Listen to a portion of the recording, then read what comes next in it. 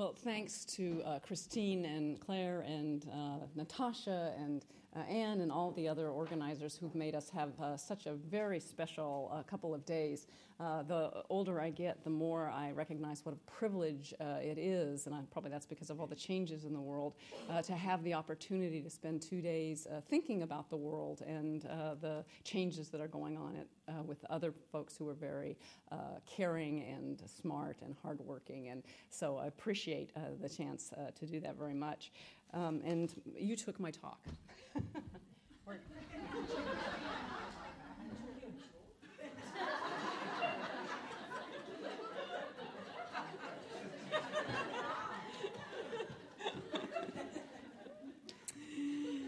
So it's very late, and you all deserve great credit for hanging in there, and I'm very grateful. So for my attempt to contribute to our shared discourse, what I'm going to try to do is step back a little bit and think about, in an important sense, where we are, and I kind of mean the whole species, and who we are, and I mean the species as we might be.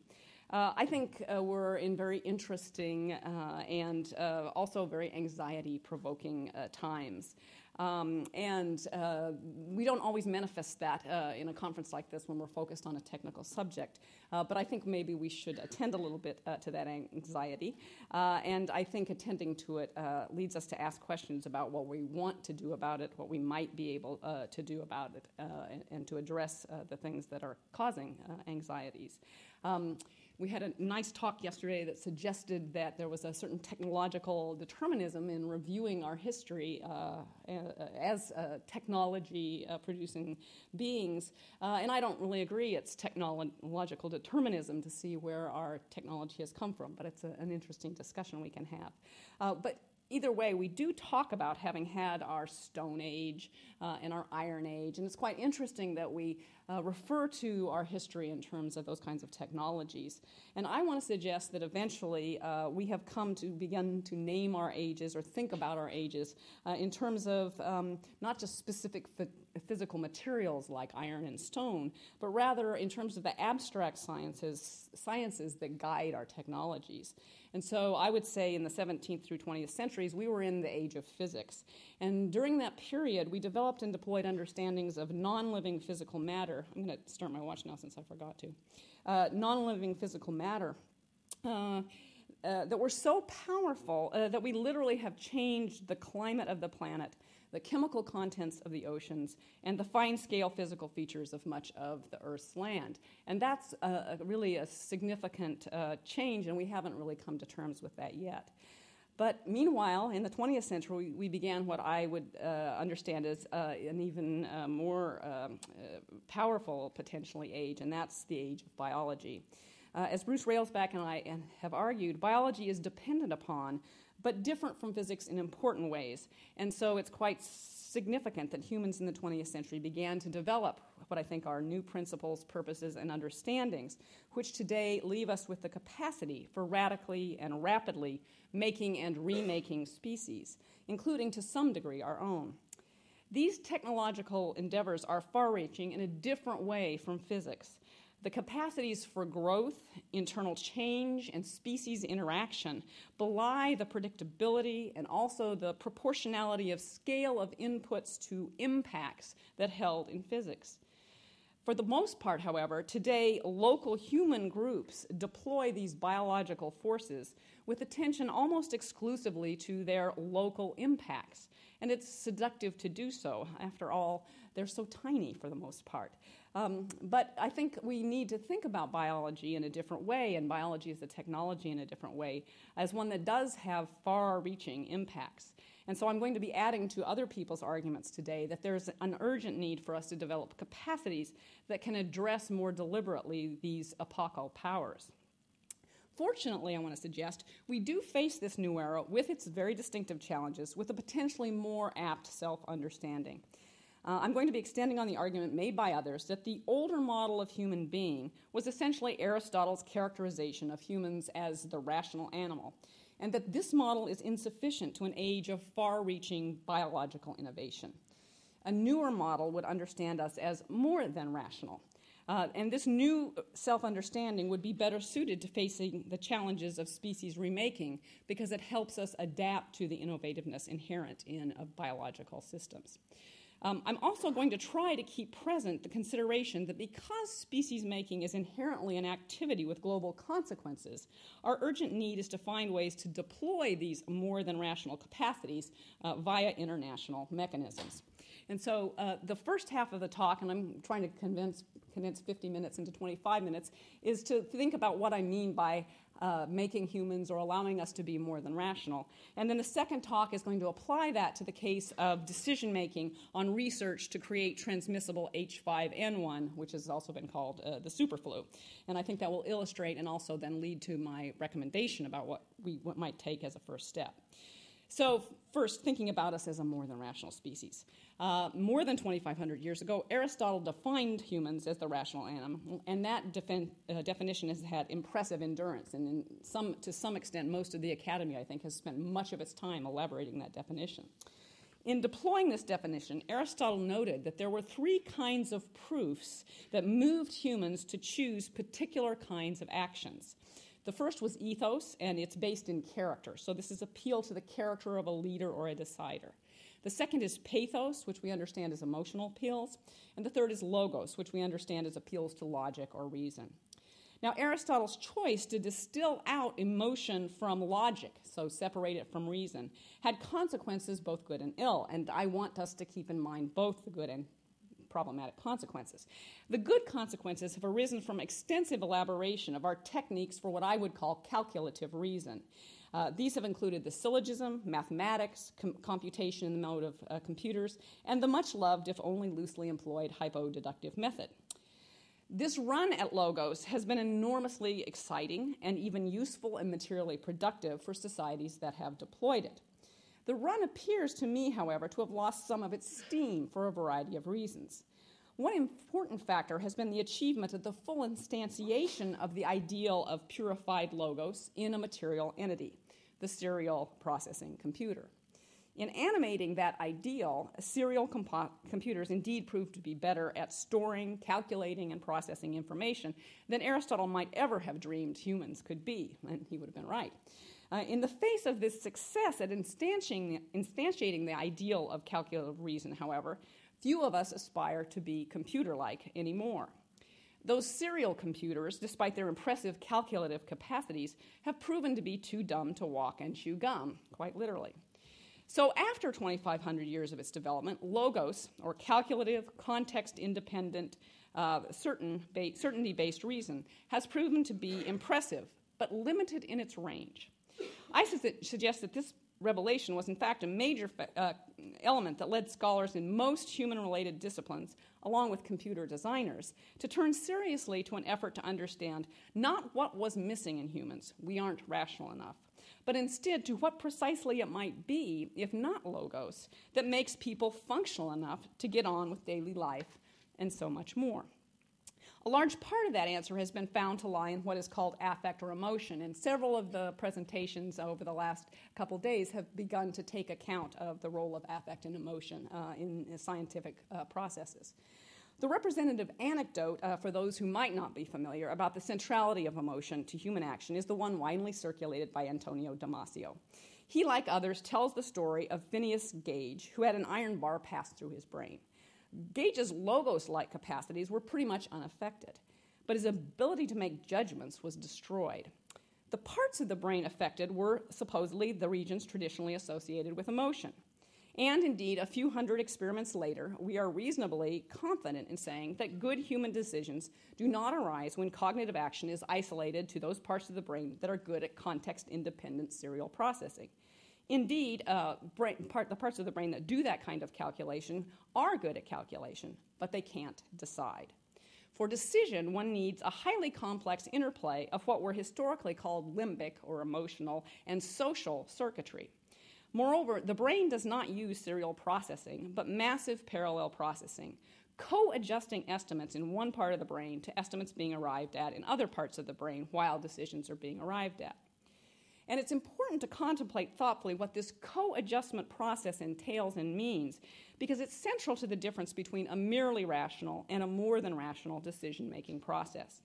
Research by Melissa Finucane and her colleagues provides what I think is a good shareable starting point. Based on research and decisions about choices entailing mixed risks and benefits, Finucane et al. Hypothesized that something like a holistic sense of a phenomenon serves as the fulcrum for people's decisions. Rather than making a set of calculations based on input variables with fixed values and then adding them up according to a fixed algorithm, they suggested that people receive a variety of competing inputs, adjusting the values assigned to the inputs in relationship to the holistic feeling, which is likewise simultaneously and constantly being adjusted by other inputs.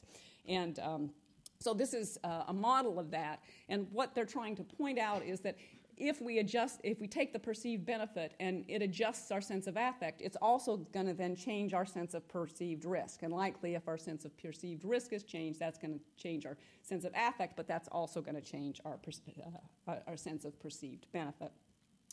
So affective processing is distincting from calculative reason in substantial, although not complete part, because of this constant reevaluation of inputs in relationship to a global mediator of other inputs, rather than the treatment of input values as fixed variables. Now, the warrant for hypothesizing such a model comes from the state of the research on risk processing. As many of you probably know, an enormous amount of research has gone into understanding the process of processing of risks and benefits by humans in their decision-making, and a substantial series of what are called species-typical variations from the logical idea have been found. Humans, for example, are subject to anchoring effects, imaginability effects, and we tend to prefer a surer bet over a less likely one, even where this would produce a substantial net loss over repeated trials. Now, if one operates from the perspective of calculative models of logos, these processes must be viewed as biases or skewed. To see them as something other than a deviation from the logos-based ideal, one has to have an alternative ideal. And so I think that is how Finucane et al.'s work is useful, by positing an alternative. To establish the plausibility of this affect-based model, they did an experiment in which they altered the information people had about risks or benefits and then measured the change in the participants' evaluation of the risks and of the benefits. Specifically, they gave participants additional information indicating that a technology was either high in benefit, low in benefit, high in risk, or low in risk. And you can see that the predictions then are, if you give somebody a message, the information content of which is the benefit of the technology is high, they're going to have a decreased sense of perceived risk, and so on. They argued that, quote, if people consult their overall affective evaluation of an item, say nuclear power, when judging its risk and benefit, then raising or lowering the favorability of the affective impression should alter both the risk and benefit judgments derived from that impression. Obviously, in contrast from a logos-based model, changing the risk judgment in a logos model should not change the benefit judgment, and changing the benefit judgment should not change the risk judgment, as these should be two independent variables. So the experiment's a pretty good test of the model. And indeed, the experimental results supported the predictions of their affect model, albeit while adding a little bit of additional complexity. And the details of the complexity aren't important, but just briefly, the stuff in the green box shows that it's not that easy to change people's sense of the stimulus item either. So if you wanted to change their sense of the benefit and reduce it, maybe you couldn't even get them to do that. So that's the first complexity. The second, so the x-axis is how far, or the y-axis is how far we got away from that. The second thing is that there are differences among the four conditions of high benefit, high risk, low benefit, and low risk in their level of impact. So it's harder to change, or you get more of an effect from some of those than you do the others. And the third complication is there are particular areas of a given topic. People don't respond the same to nuclear power as they do to natural gas, and so on. And all of these complexities, although they were not explicitly predicted by Finucane et al., probably could have been from much of the risk literature, are consistent with the affect-based model and inconsistent with a logos-based model. And we could go into that black box of affect, and I encourage everybody to do that, it's fun social science, and start parsing out what's in there. But the point and the utility of the model is simply to have an alternative conception and an alternative ideal.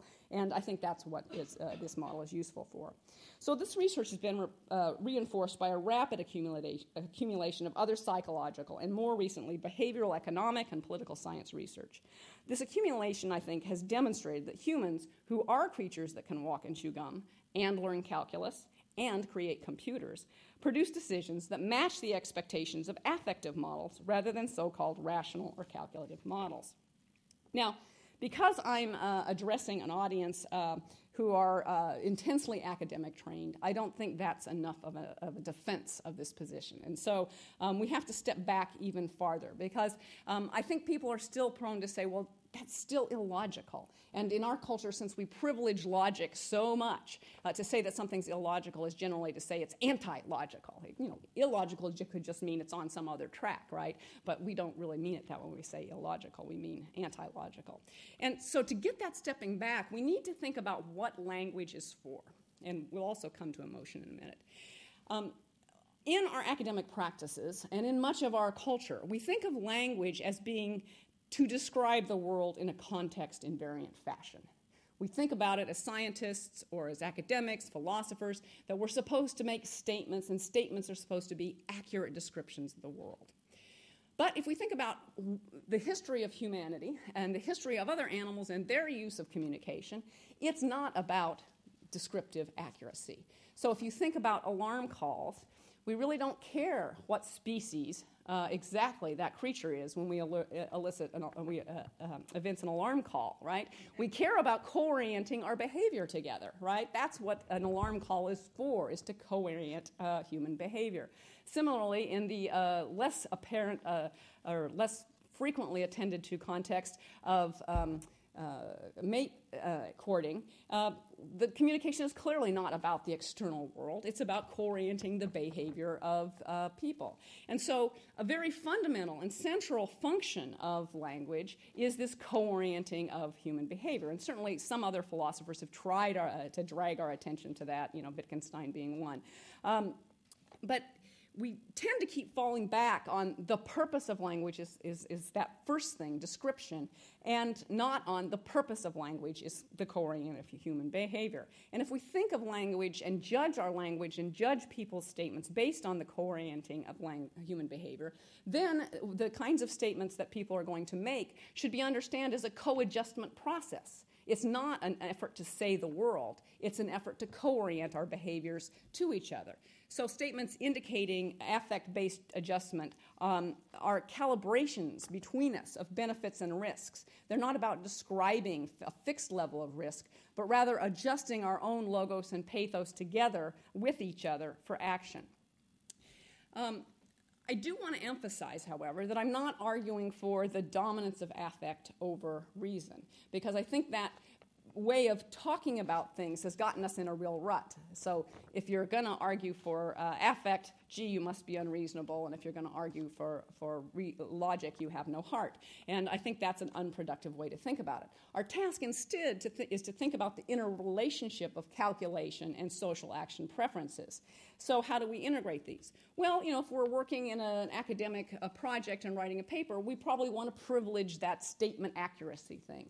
But if we're working in the realm of looking at language acting in public, the predominant public criterion becomes not accuracy, but achievement of social action preferences.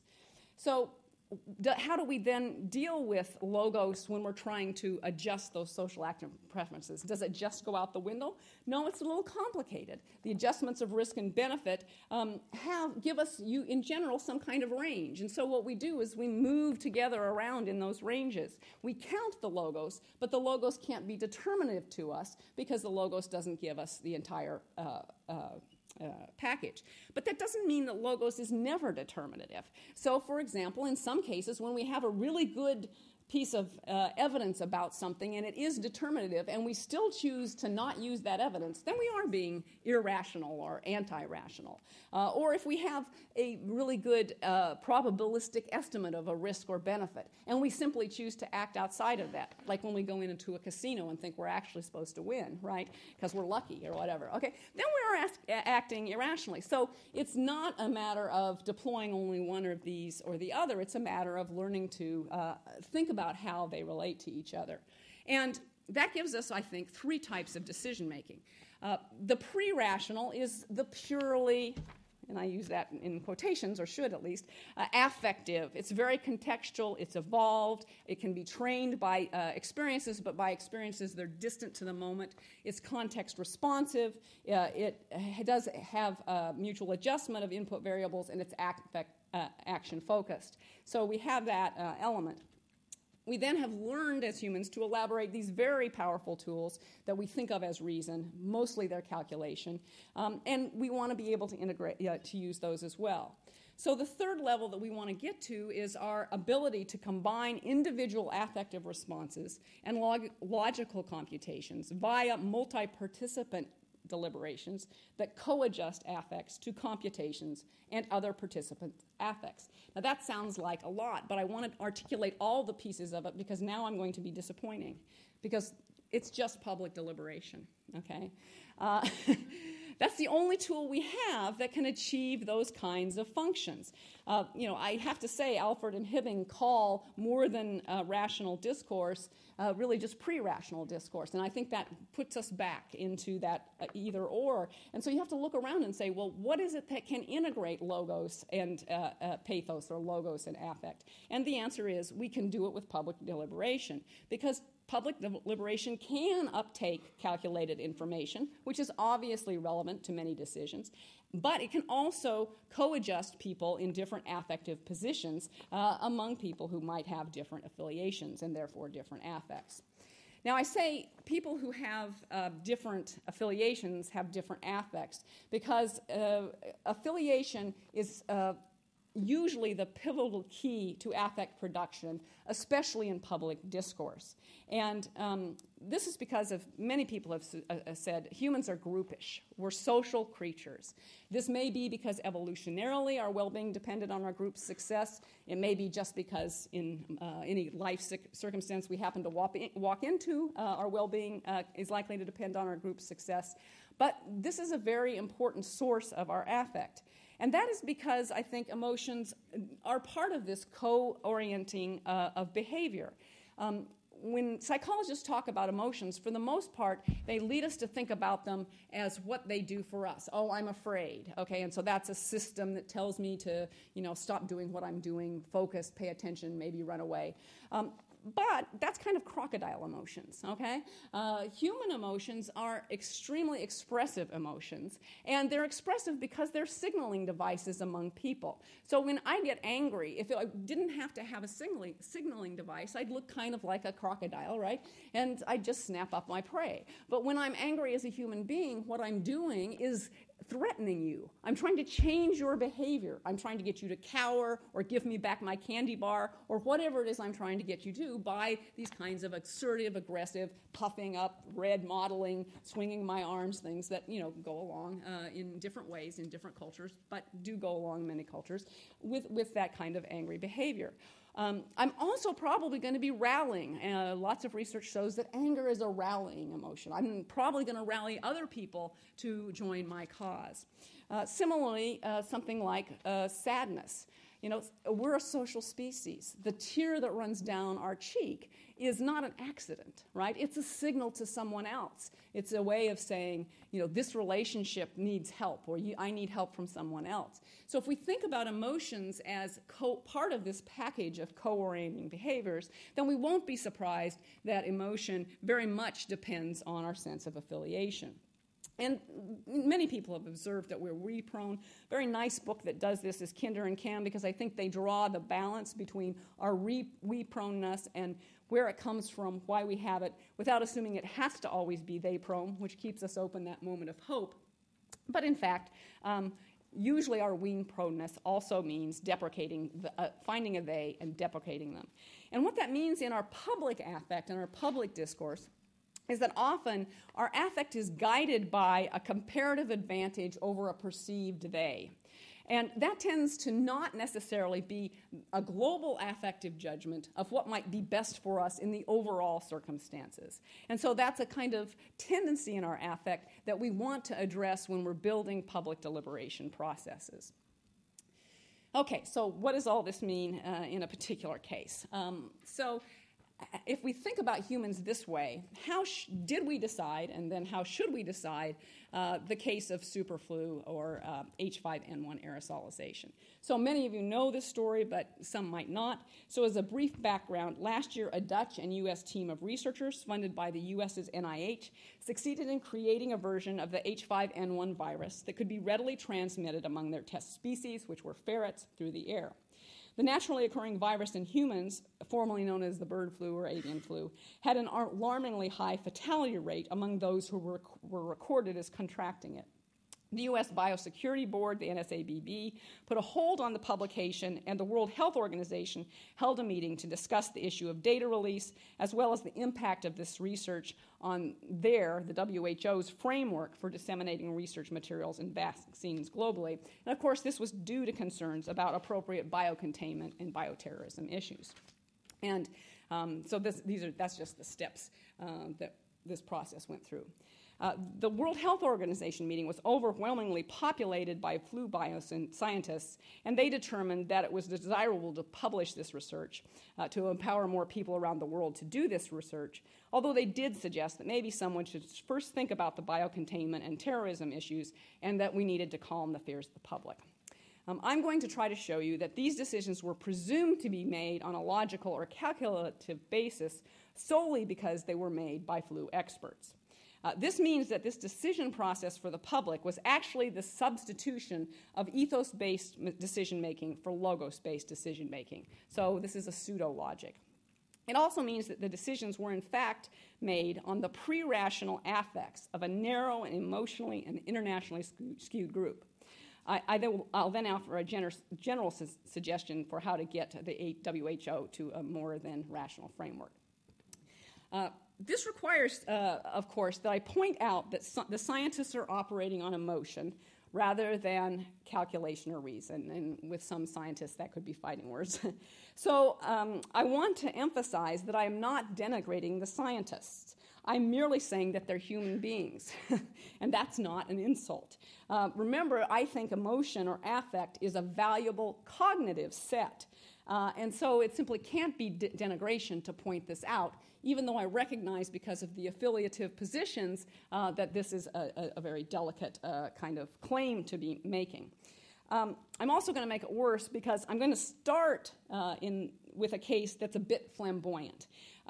I'm starting with this case because it's public rhetoric, it's a cultural vocabulary, and the more flamboyant rhetoric is an easy place to see it. In addition, we're concerned both about the cultural vocabularies by which we collectively assign these decision-making processes to scientists, as well as the scientists' willingness to take on that burden for us. So I'm going to start with the New York Times ethics column of January 9th, 2012. The ethicist offered a featured discussion on this flu creation, and many people responded. There were 58 posts at the time that I read it, and I'm not going to deal, obviously, with all 58 posts. The cultural discourse that assigns these questions to science has, at least related to the issues I'm interested in, has at least 4 elements. And so I'm going to go through those and show them first in this cultural discourse, then in the scientific discourse where the decisions were actually executed. So the first element of this kind of discourse is the denigration of emotion and emotion words. And we're going to start with Ahab T. Ruler, who's obviously a character because he's from Washington, D.C.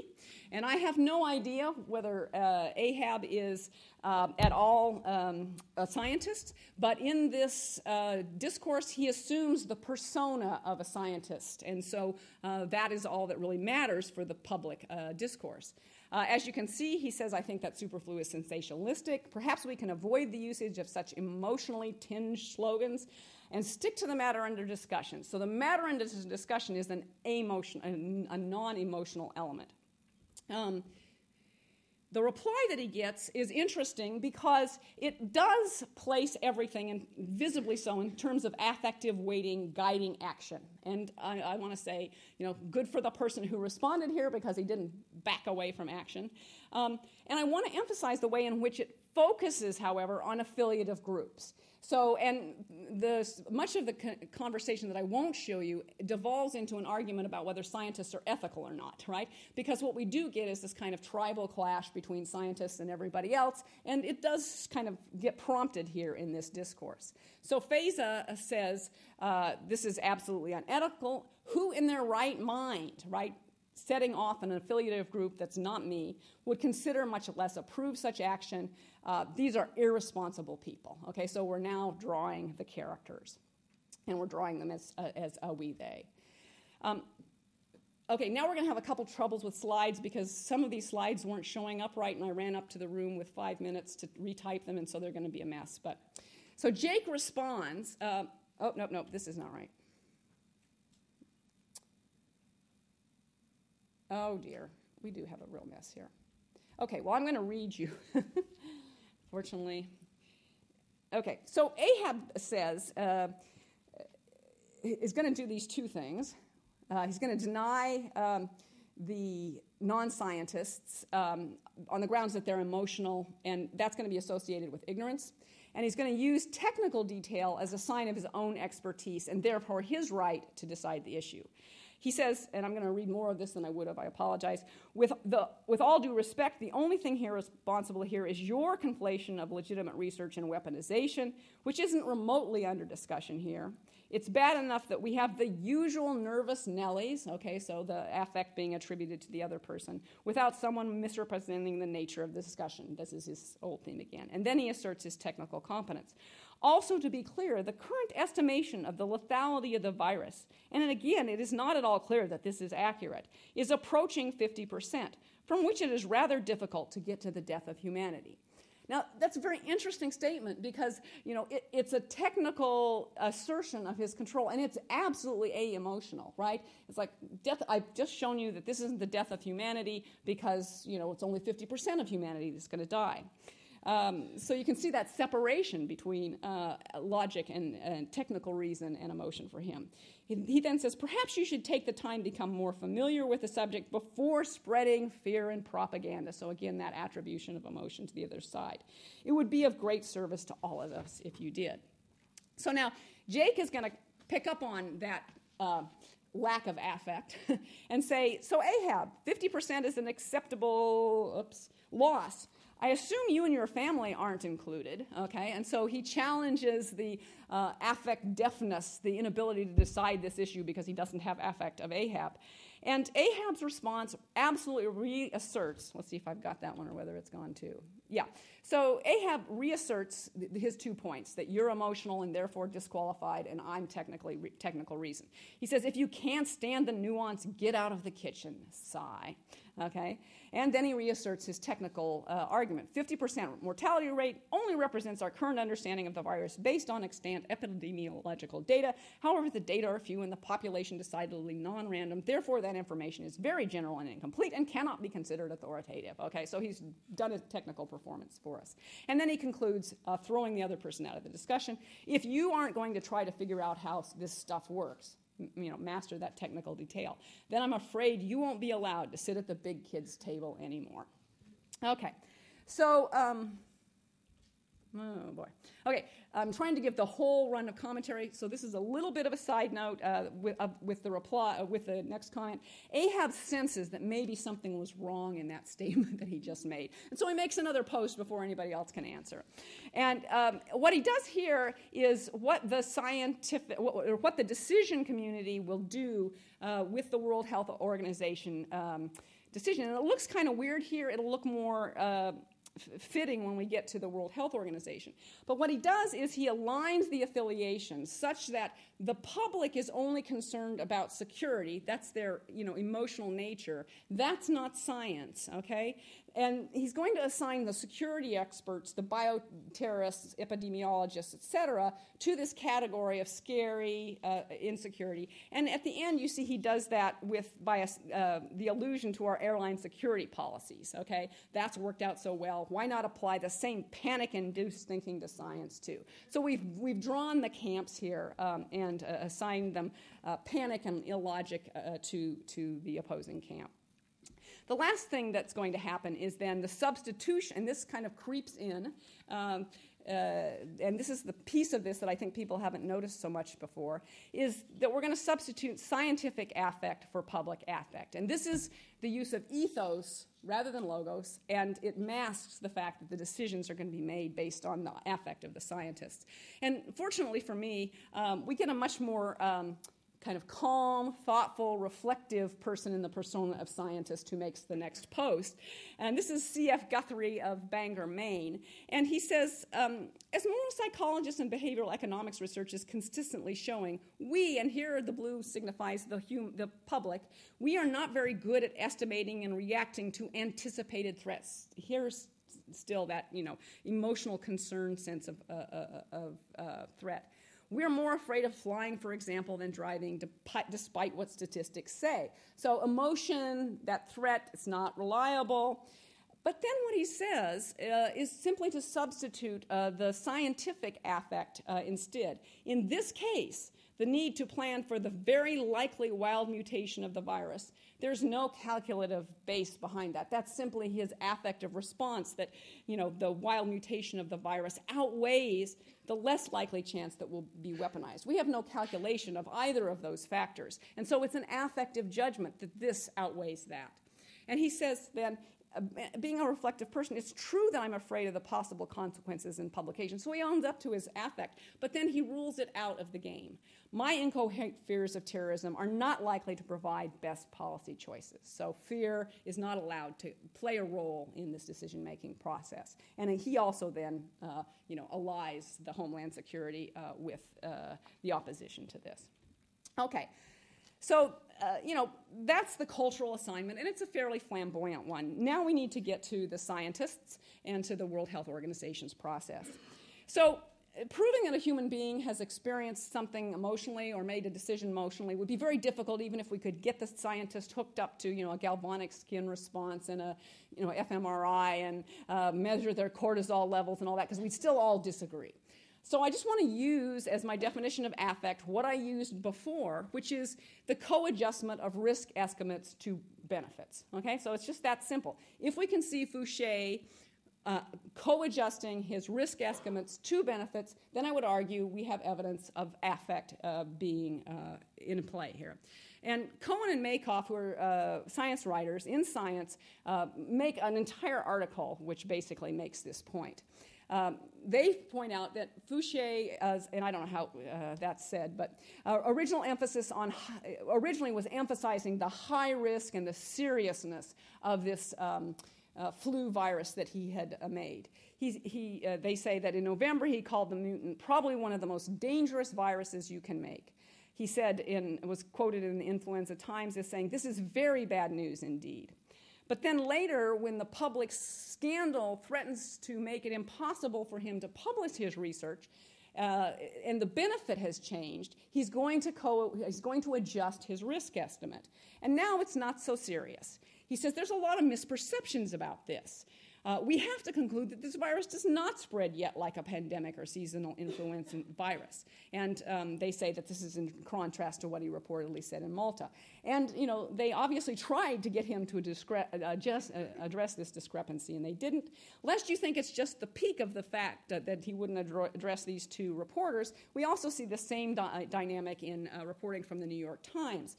They begin one of their articles by talking about a junior scientist in Fouché's lab, running down to tell him, "You're not going to believe this one. I think we have an airborne H5N1 virus." And Fouché saying, "We both needed a beer to recover from the shock of the discovery of the aerosolization of this virus." So, it is this kind of shocking, frightening event. But then when asked about the proper safety concerns and whether this was really a safe thing to have been done, all of a sudden it wasn't a shock. Now it was this planned, deliberate effort. This experiment was not designed overnight. We started planning for these experiments 10 years ago, consulting with experts, building facilities to protect people. Well, if we were doing all that, it certainly wasn't a shock, right? And so we see this kind of adjustment of the risks estimates to the benefit estimates. Now, we also have some evidence that this same kind of shift occurred in the papers themselves. So far, we don't have access to the before and after papers. I assume sometime we'll get them. But the people who do have access to those papers are the NSABB panel, and they indicate there was a shift in the papers. So they say the original papers were typical science and nature papers, brief, short on detailed discussion, no information on biosafety and so on, perhaps even a little sensational. And you know, we all write into the beginning of our first drafts at least, oh, how important this research was, and you can imagine that this was about how, you know, the flu virus is so threatening and so on and so forth. But the second paper apparently is sets of papers sanitize that. The longer revised paper was clearer. It presents the data in a more rational manner, by which, you know, I think it's at least reasonable to guess that means without the high risk estimates statements. Okay. What begins to matter is what the decision-making process was at the World Health Organization. And in the World Health Organization, we're going to see, and there are going to be several pieces of this, and it doesn't come together completely clearly, because it's from different locations. But you're going to see the same discourse guiding the decision process. The first example here is this use of emotion in public, or for the public, and that this is bad. And you see the statement, again, this is by Fouché, despite the positive public health benefits these studies sought to provide, there's this perceived fear. It's assigned to the public debate, so it's the media, it's outside the scientific community, and that's where the only sense of negative problems lie. So we have positive public health benefits against those. We get lots of unique technical expertise assertions, and therefore who should be in control of the issues. And in fact, this issue has to date, at least, been decided by 22 people, which the World Health Organization representative himself said this is because they're 22 public health and global influenza experts. So, you know, clearly we assigned that decision process to those people on the basis of that technical expertise. As you comb the data, you can come up with lots of examples. I just have one that asserts the technical expertise of this group on the part of, as opposed to other people. So, for example, Fouché says that if we, and this is this flu expert group, get this in the hands of labs that can already do it, such as the CDC or NIH labs, so the other experts could rebuild this virus, but other rogue countries or terrorist groups don't have that technical expertise. So we have that dynamic going on. And we see here also this substitution of scientific ethos for calculation, or what I would call pseudo-logos. I'm only going to read the second example. We recognize that we and the rest of the scientific community, so that affiliative group, need to clearly explain the benefits of this important research and the measures taken to minimize its possible risks. And I just want to point out that a statement that you have benefits and that you have minimized risks is not a cost-benefit assessment. I mean, you can minimize the risk and it can still be a really bad thing to do because the risks outweigh the benefits. There simply is never any calculation of that. They say then, we propose to do so in an international forum in which the scientific community comes together to discuss and debate these issues. So we're clearly saying that the people who get to decide on these issues are the scientific experts. We've ruled out public engagement.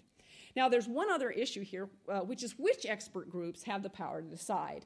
And as I foreshadowed earlier, it's going to be the biosecurity experts who are irrational because they show zero tolerance to risk against the public health specialists who are good because they don't have this zero tolerance to risk.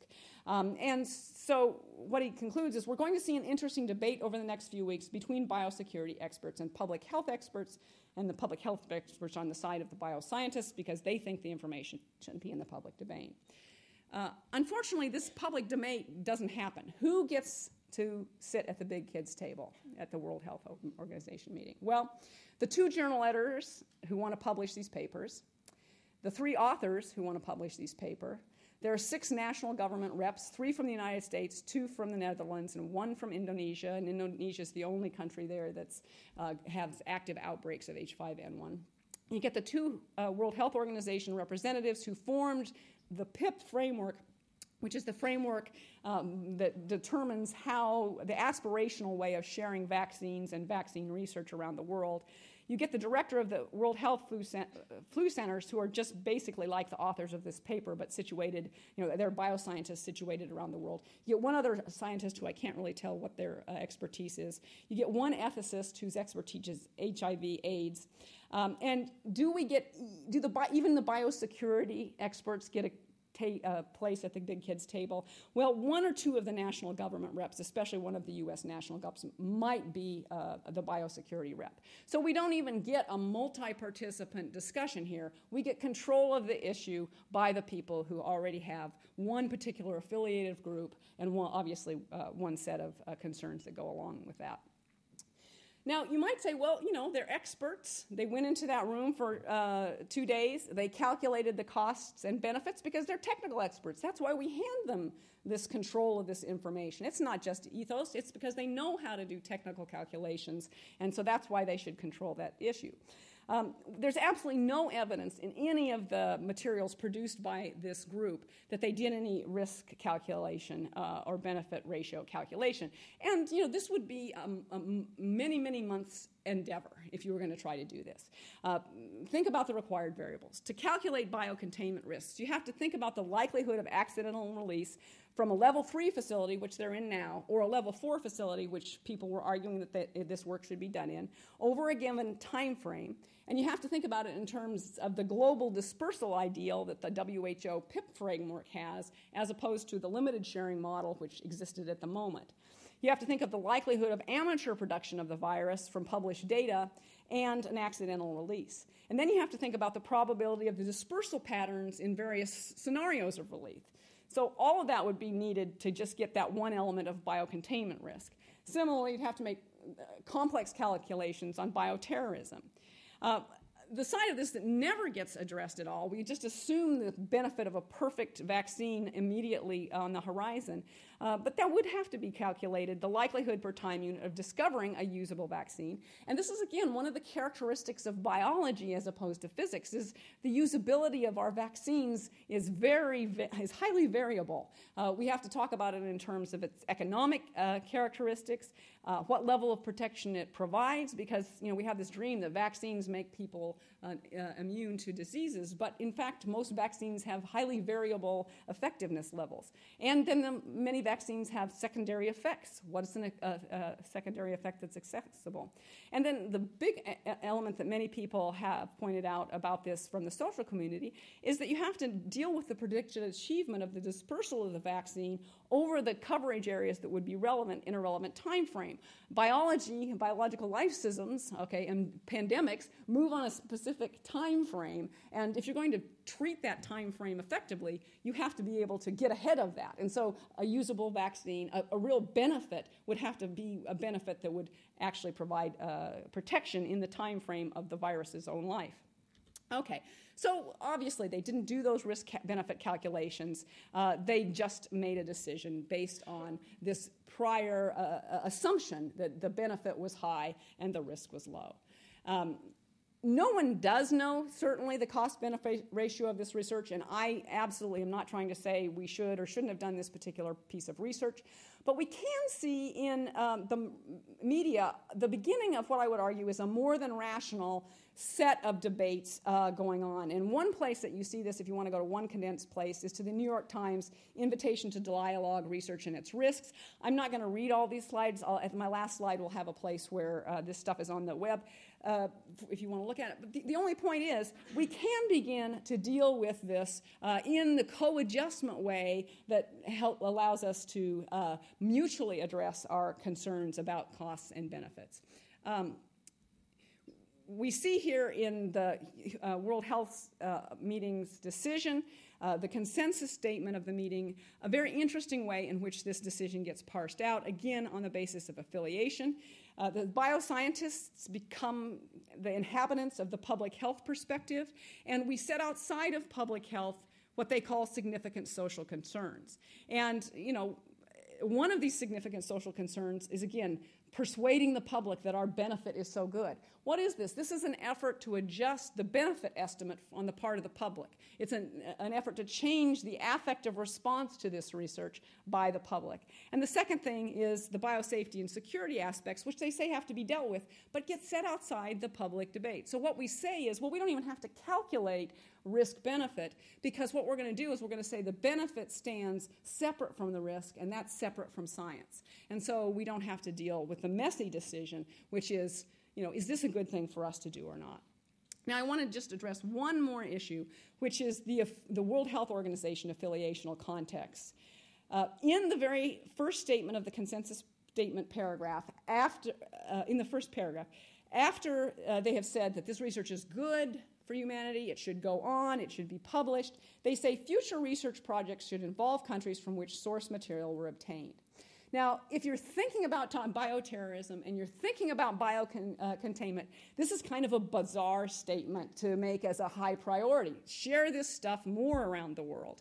But it comes out of the World Health Organization's framework, and it comes out of the very reasonable objections that I'm sure were launched in the meetings to the non-inclusiveness, non-representativeness of those 22 scientists. If you look here at the H5N1 deaths cases reported to the World Health Organization, as opposed to the participants, only four of the representatives out of 22 came from the nations where there's actually ongoing H5N1 deaths being reported. And, that is a problem.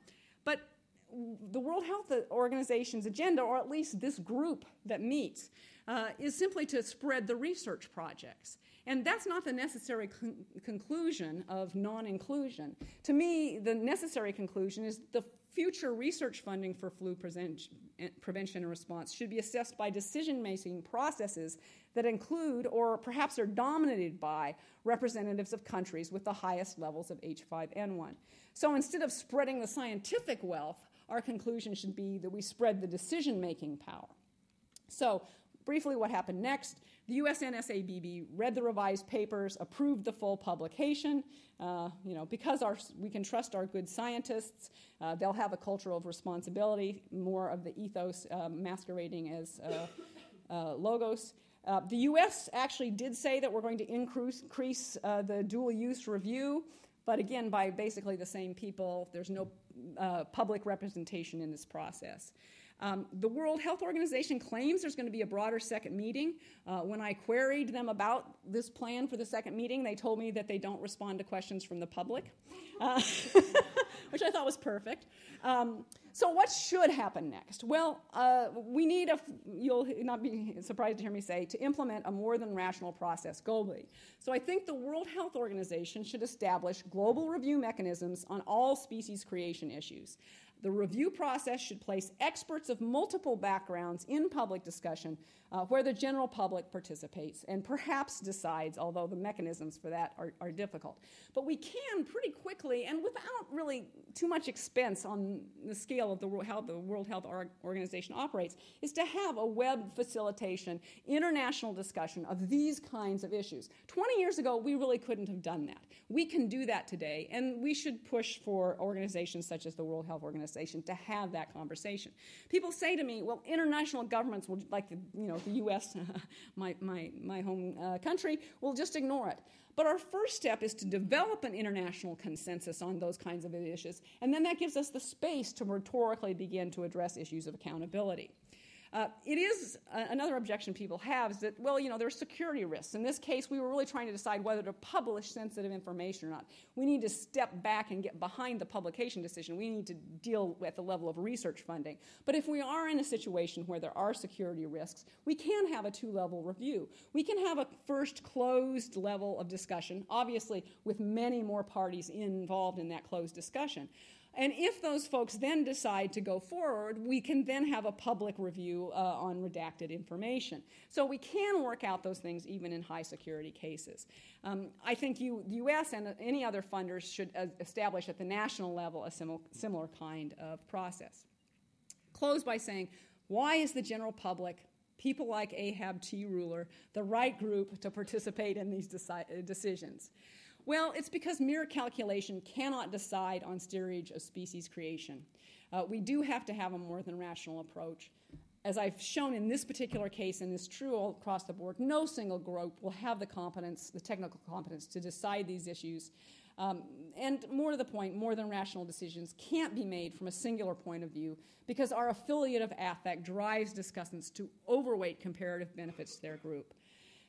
I've emphasized that scientific ethos isn't a logos-based substitute, and when we can't have calculation, then it's the public affects that have to be decisive for decisions that have substantial public affect. We are infants in terms of our use of the web. We're infants in terms of our understanding of the awareness of comparative affiliative affective tendencies and how we can master those. But at one time we were infants in regards to print culture, and we developed means for dealing with that. So the fact that we are not very good at it yet doesn't mean we can't get better at it. And so I think that's one effort that we might begin to make an attempt on. So thank you, and there's some addresses if you want them. So.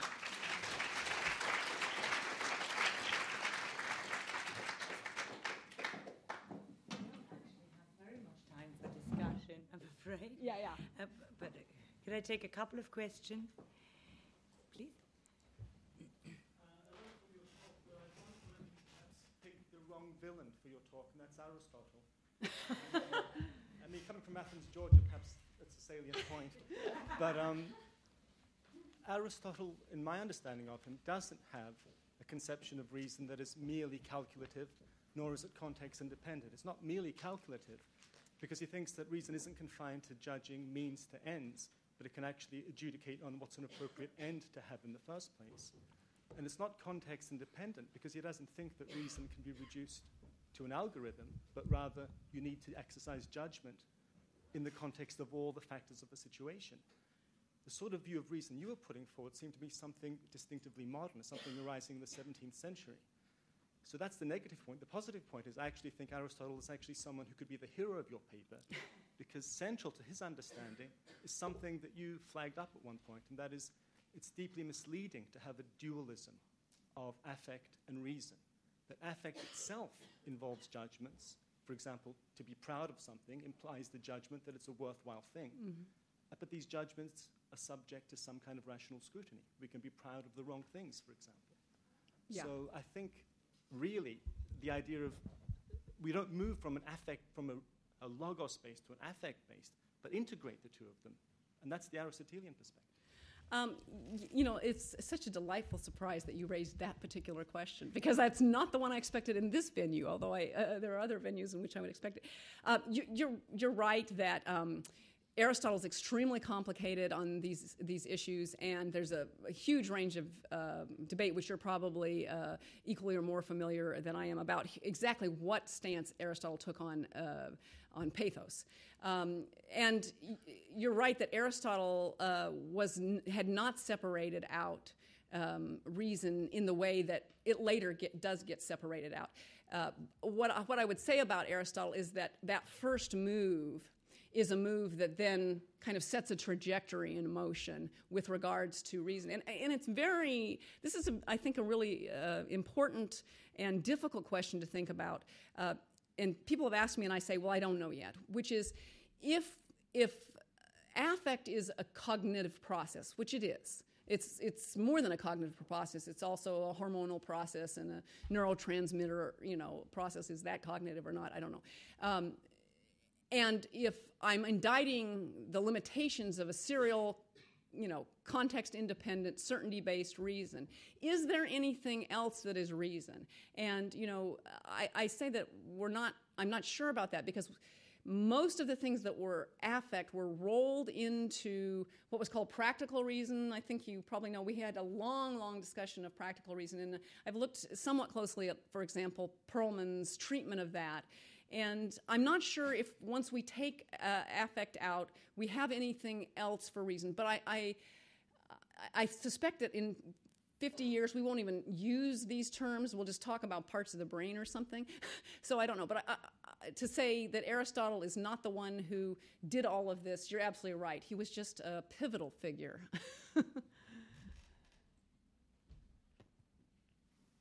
Anybody in the 21st century? Yeah. I'm just wondering when you're referring to the public, sort of, who is your public? How is it constituted? How is it enrolled sort of into this process? Yeah.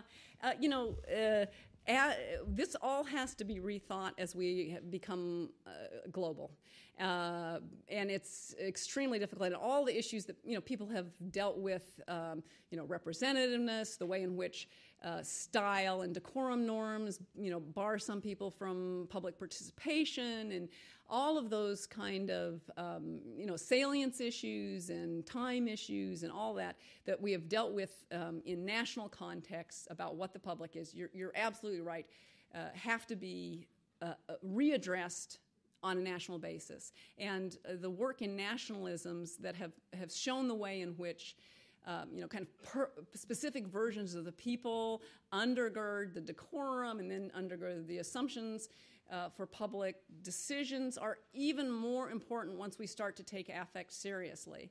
And now I'm saying we have to start inventing international forums that are really public forums, because the World Trade Organization, the IMF, those are in some ways my long-term targets, and I think the World Health Organization is an easier place to start. Even the UN are not truly public deliberation processes, because the way in which their representatives are selected has nothing to do with even the myth of public participation in representative governments. And the people who are working on the internet are starting to try, I think, to think about this, but in very crude ways. I don't think it's the multitude. I don't know if that vocabulary resonates with you, Hart and Negri. But I think this is kind of a theoretical project, but it's a theoretical project that has to be done by trial and by trying these things out, by trial and error. So look at the Occupy the World Street movements and see, okay, what kind of moves did they make? What worked? What didn't work in terms of the internet? Trying to generate a multinational discourse. Some of that happened in terms of the Arab Spring on a regional basis. Those are really important questions.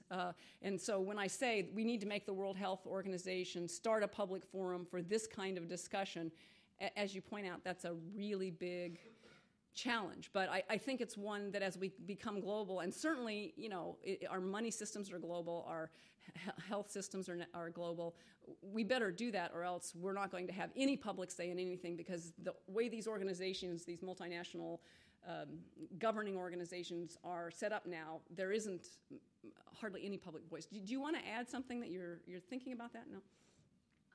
I think we should actually close the conference at that point. And well, I'd like to say thank you, and I have to say a few more thank yous to the speakers, to all of you speaking, contributing, discussing. I've learned a lot, and I hope that for you all it was a similarly good experience, and without all of you here, none of this would have been anything like what it was. I hope you enjoyed it, and I hope you have a lot to take home. I also wish to thank the British Library in particular. It is a fantastic venue. We had plentiful, really excellent food and drink, and there was support staff in the background that made this all very smooth. That is the staff from the center, the PhD students who did the tweeting and the blogging and the microphones and making sure that everything runs well, and the staff, the support staff from the British Library that were just doing an excellent job so that they were more or less not visible. And that is why it was so great in a way. And I want to draw attention to them because, Jude, thank you and your team very much. That was a pleasant experience.